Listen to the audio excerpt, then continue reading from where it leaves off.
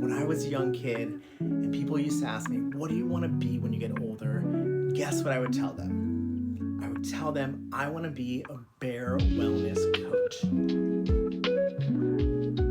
Just kidding, that was not an option anywhere, at my school or otherwise.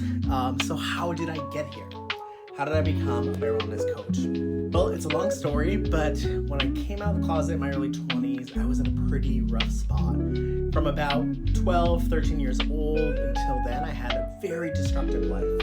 You wouldn't, guess it now, but I used to drink a lot, do a lot of drugs, and take little care for my body. And after I came out, I was struggling with anxiety and insomnia, panic attacks, and just not feeling comfortable in my body as it was growing and gaining weight. I chased all the wrong solutions.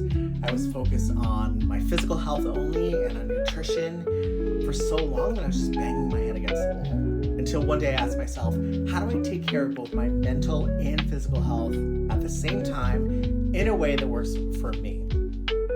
Now that question turned into a journey of self-reflection and healing and self-compassion, and it moved me towards the work that I do with folks today.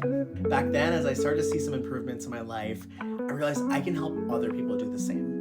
I had the personality and the skills that made most people feel comfortable, opening up to me and sharing with me throughout my life, and I genuinely liked supporting people. So back in 2013, I did a year-long training program, and I eventually became a board-certified health and wellness coach with the goal of helping people feel seen and supported.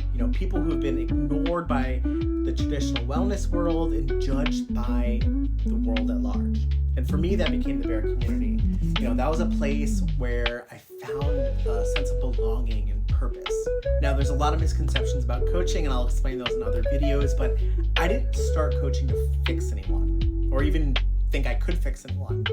I started coaching because I wanted to walk alongside people and guide them as they learn to accept themselves and their bodies. And with that acceptance, they could start to make small, sustainable improvements as a way to enjoy life more.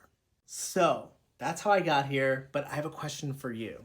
What's one moment in your life that pushed you toward caring for yourself even more deeply?